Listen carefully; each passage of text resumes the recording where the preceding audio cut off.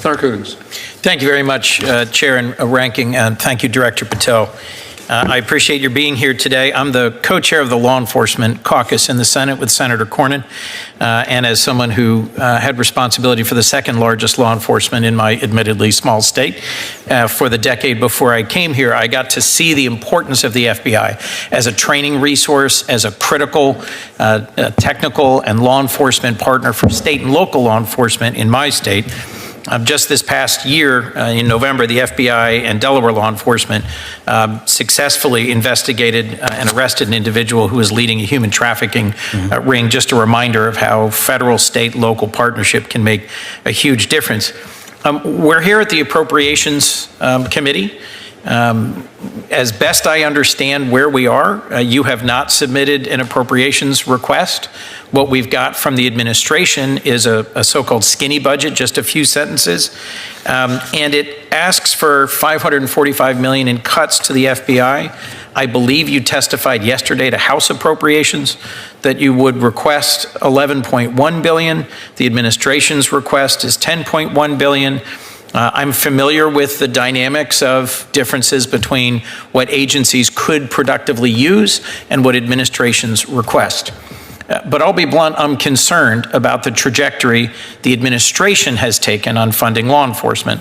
DOJ cut, through the Office of Justice Programs at DOJ, 365 grants totaling more than $800 million. And they were not all DEI or climate change or things that didn't support the president's agenda. They cut grants that aided victims of crime, violent crime investigators programs, programs combating child abuse. I am not in any way suggesting that you were responsible for that. I'm just saying there seems to me to be a tension between those of us who want to robustly support federal law enforcement and the absence of any request from you here today. Will you return to this committee for us to have an appropriations hearing once there is actually a budget request from the FBI? I will speak to, as this being my first go-around, Senator, I'll speak to the Department of Justice and circle back with you on that. Please, because bluntly at your confirmation hearing, you answered questions from Senator Padilla, Senator Britt about the urgency of retaining your workforce, investing in training. I believe you testified yesterday that if the budget request submitted by the administration was enacted, you'd have to lay off 1,300 agents. Is that accurate? There's a little more nuance to it than that. The folks that have taken what we call the fork in the road initiatives have filled that number in terms of how many would have to be quote unquote laid off. And then there's the leave federal service, which is an important reduction in the force that you have available to you to fight crime. Right. But those folks have already entered that program or are in it now. I look forward to getting an actual appropriations request from the administration and to going over it with you. Let me just renew one other specific question. Eligibility for the FERS annuity supplement. FERS is the Federal Employees Retirement System. If in fact the reconciliation bill that the House Oversight Committee is considering removes eligibility, this would deprive thousands of agents of tens of thousands of dollars a year in earned benefits and would have a real impact on early retirement and on recruitment and retention. What are you doing about this threat to the FERS retirement benefit eligibility? Senator, one of your colleagues asked me a similar question, and I will get back to you on that, specifics of what's happening with FERS. One of my top priorities, as we discussed before, is preventing IP theft, particularly from the CCP. They've been particularly aggressive at stealing America's inventions and innovations. I was pleased to see you reference this in your testimony. What's the FBI doing to address threats to American inventions and innovation, and would an increase in funding allow increased efforts in this area? Taking that in reverse order, with more money we can do more, Senator, put simply. But when it comes to all things CCP, it is, if not the #1 priority every day, it's almost the #1 priority every day, especially when it comes to what they're stealing from us, both on the IP side and the agricultural side. So we have rededicated more FBI personnel to investigate how they are doing that. And I'm also working with both the private and public sector engagements, because we don't at the FBI possess the capabilities alone to suss out what they're doing and how they're doing and blocking it. So that's something I think is a critical and important initiative for you and for your agency. We also talked about FISA reform. In April of last year, the Senate reauthorized FISA Section 702 for 2 additional years and codified some of the FBI's internal reforms. And those reforms were a big reason why, for the first time ever, I voted in reauthorization of Section 702, about which I've had some real concerns. Can you give us some update on the FBI's implementation of these reforms, and tell us what changes to Section 02 you might anticipate requesting when it comes up for reauthorization next year?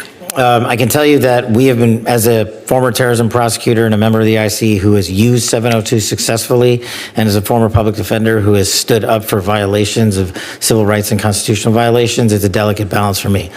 I am for the renewal of Section 702 with the modifications that have already been made, and have some ideas about how to make it better going forward. And in terms of how we've ingested the changes to 702 that were put in before I got here, I look back at the statistics, and I'll get them to you, the concrete ones, but I think prior to the changes made, there was hundreds of misuses of 702 internally, and now we have found one, which we believe was an actual mistake. So I think we're trending in the right direction.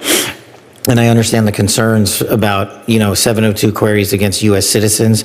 I also understand the challenge when it comes to search warrants versus lifetime action, and that's something we're just going to have to work with you on. Well, this is an important balance I look forward to hearing from you about and working with you on.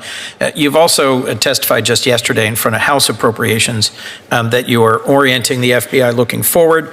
There won't be any actions against FBI agents based on what they did in terms of carrying out assignments to investigate January 6 incidents.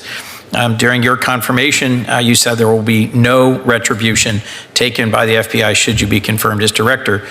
James Dennehy, who was head of the New York field office, has been forced out, received no reason for his removal, but had resisted efforts to turn over a list of agents involved in January 6 investigations. That's how I've understood the characterization of his separation. And that sounds to me like politicization and retribution for involvement in January 6th. I just want to hear your statement about where you see any disciplinary actions related to January 6th investigations. Thank you, Senator. With the ongoing litigation related to the specific list, there's only so much I can talk about, but I can tell you this with affirmation. No one on any list will be punished at the FBI. As someone who was given case assignments I didn't want many times over, you don't get punished for your case assignments. You only get punished if you didn't do the job and fail to follow the ethical guidelines and break the law, and that's the standard. The Judiciary Committee recently had 2 career prosecutors in front of them who were dismissed explicitly for their involvement in prosecuting January 6 cases. I understand that's not the FBI. I hope to work with you on ensuring that we orient the FBI forward. Privileged to have the ranking member, the vice chair of the full committee with us today. Senator Murray, you are recognized. Thank you very much, Chair Moran. It's good to work with you and Ranking Member Van Hollen in this new position, so I look forward to both of you and the work on this committee. The FBI does really crucial work to keep our nation safe, whether it's stopping criminal organizations or domestic terrorists, protects our nation's secrets, it prevents cyber attacks, keeps our children safe from harm, and a lot more. So this is really sober work with extremely high stakes.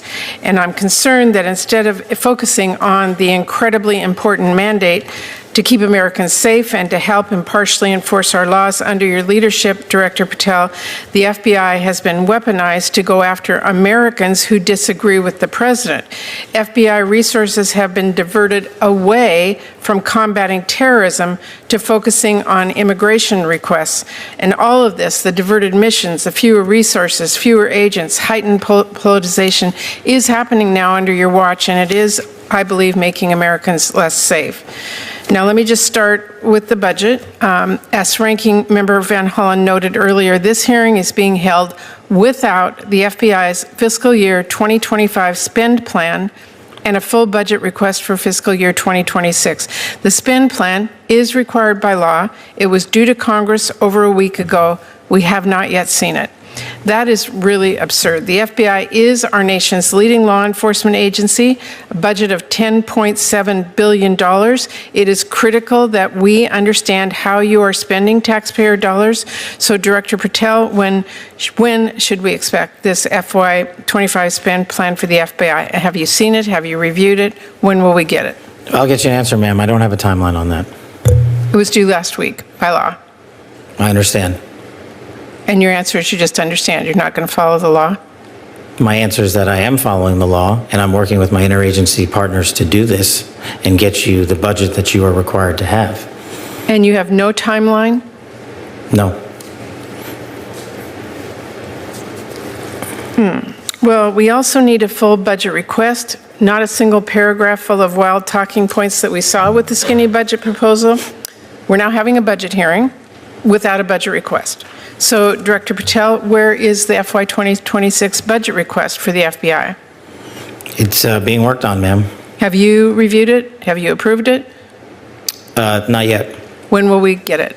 As soon as I can get it from my interagency partners and get it approved. 6 months from now? I don't know, ma'am. I'm not Well, going to how make up do a we timeline. as Congress do our budget and our work without that request and without the spend plan? Well, ma'am, I'm here. I'm Don't doing the care. best I can. I can't make up answers. I'm going to commit to you to work on getting you the information you need. That is insufficient and deeply disturbing. No response? I've given my response. Well, the FBI is already down 1,900 employees since 2023 as a direct result of the Fiscal Responsibility Act. And under the Trump administration, FBI agents, analysts, linguists, cyber experts, and scientists are being asked to do a lot more in order to keep us safe. Director Patel, we all know that budget cuts will reduce the FBI's ability to counter threats of terrorism, and it will hinder its ability to keep pace with firearm background checks and shutter operations that combat violent crime, drugs, gangs, and transnational organized crime. Now, I understand that you told our House colleagues yesterday that you don't want to reduce the FBI workforce, meaning that you disagree with what President Trump is proposing? No, I agree that we can sustain the mission with the proposed budget, and I agree with the budget. And as I said yesterday, I believe that what I said was I can do more with more. And I gave examples of what more we could do if we were given more. Well, it's different than what you told the House yesterday. So what are you communicating to the President and the White House about what you need and what? And again, we don't have a budget request from you, so I'm not sure what you're asking us for. I'm not asking you for anything at this time. You can operate without a budget? I never said that. Well, this is unprecedented. Okay, well, let me just go to another topic since you're not going to answer that. The FBI partners with state, local, and tribal law enforcement organizations.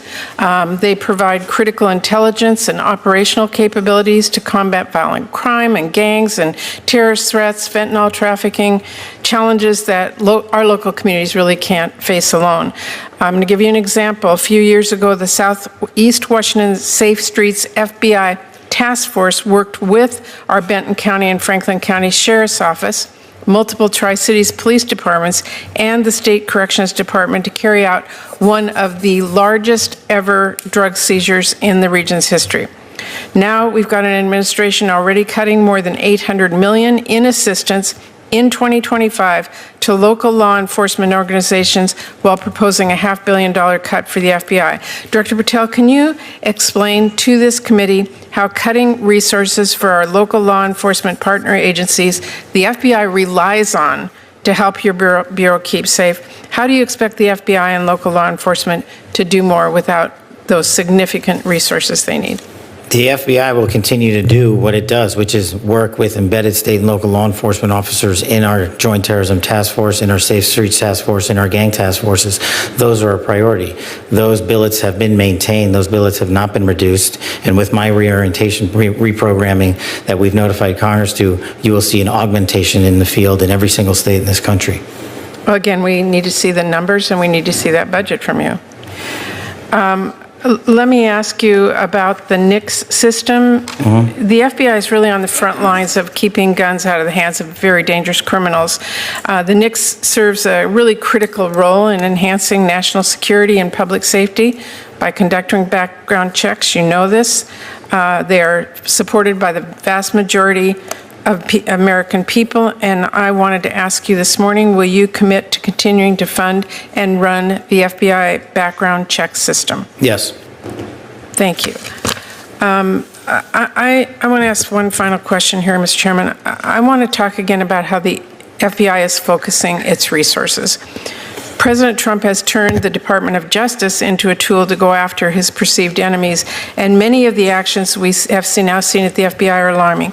The FBI has reassigned and pushed out career FBI agents for political reasons. We have seen fear and intimidation promoted throughout the Bureau, including by polygraphing your own staff. We've seen the arrest of a sitting judge in Wisconsin, and during your confirmation hearing, you committed that there would be no politicization, no retribution at the FBI under your leadership. You've reportedly placed FBI employees responsible for investigation January 6 cases on leave. Is that keeping up your promise of no politicization, no retribution? It is, because that's wildly inaccurate. Let me tell you what the FBI has done since I got there. 8,276 federal arrests, to 820 kilograms seized of fentanyl. That's enough to kill 250,000 people. Over 3,000 firearms seized, 350 gang cases, 3,000 cases against violent Well, criminals. that's not my question. We know that you... Well, you asked if I was weaponizing the FBI, and I am not. I'm giving you the hard, concrete examples of the men and women putting handcuffs on bad people, doing harm to our children and innocent Americans. I do not see weaponization. You have placed on leave FBI employees responsible for the investigation of January 6th. That sounds political to me. I have not placed anyone on leave who has not violated their ethical obligation or their oath to the Constitution. So if they were investigating January 6th, you believe they were violating an ethical obligation? Nope. I think the common theme here is you putting words in my mouth, and I'm not going to tolerate it, nor will the men and women of the FBI. Well, you did place on leave an analyst responsible for investigating Russia's meddling in the 2016 election. Is that politicization? Is that retribution? No, not if she broke the law or the ethical guidelines. I don't know which case you're talking about, but that's the standard. And we will hold ourselves inwardly accountable, and we will not be strayed from our mission because people think we are politicizing the Bureau.